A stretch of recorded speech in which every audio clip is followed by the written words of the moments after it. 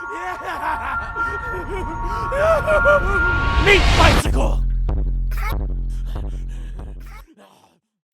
Hello everybody, welcome back to some more Borderlands news. So, today we've got an update about legendary drop rates. So, basically a little bit of background information here.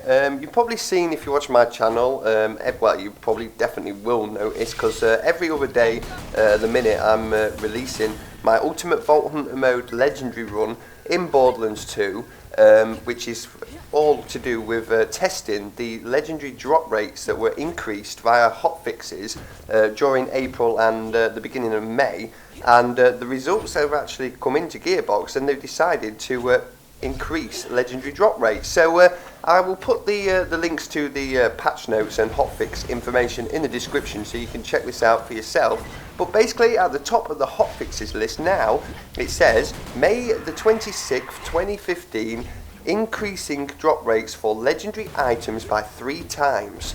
So that has been applied via a hotfix. So basically a hotfix is just it's like an update, but it's applied every time you go in your game, start up your game. It's a temporary solution for a problem basically, and then eventually down the line when they bring their updates out every 2 or 3 months, that will be applied permanently, and Gearbox have confirmed that this will be a permanent thing now. So let's read a bit more into it, and again there is a link in the hotfix to a Gearbox Software official post on this, so we'll read that out very quickly now. So, legendary drop rate hotfixes releasing today.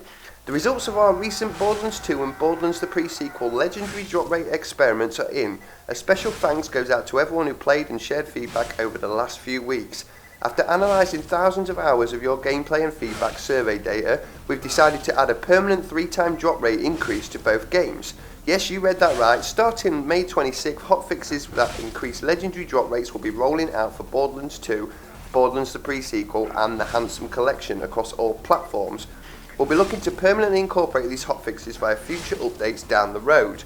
For the curious, here's a little background on how the experiments went down. Every week between April 9th and May 13th had a different legendary drop rate modifier applied via a hotfix, but we held back on the exact details. We did this because we wanted to find out what drop rate felt right and didn't want player opinions being influenced by the numbers. For those 5 weeks, community members tested out the drop rates and let us know what they thought via the forums and feedback surveys. After digging through all the data, we discovered that standard drop rates were perceived as too rare, but that anything over a 3-time boost felt like too much, almost to the point where it was starting to take away the challenge and excitement from seeing that beautiful orange glow. Thanks again to everyone who participated in our experiments, and happy hunting. So there you go, that has been applied now, and that will happen every single time. If you're connected to the internet, you will start up your game. So I want to know what you guys think on this. I will tell you what I think. Basically, my opinion on this is I'm not bothered by this. It'll certainly make my my legendary runs a hell of a lot quicker and easier. We might actually be able to get a lot more drops, you know, live drops, rather than me farming endlessly off camera until we actually get the drop, and then I'll bring that to you at the end of the episode. But does that take the whole fun and endgame playability out of a Borderlands game? So we'll talk about all 3 Borderlands games very quickly now. Legendary drop rates.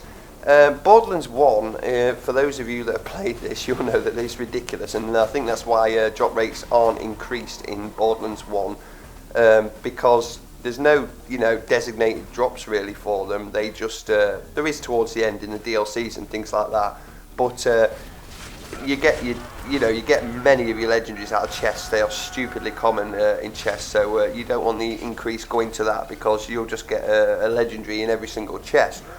Borderlands 2, I think, is the best balance actually for legendary drop rates. It doesn't take a massive amount of time, but it's not too common either.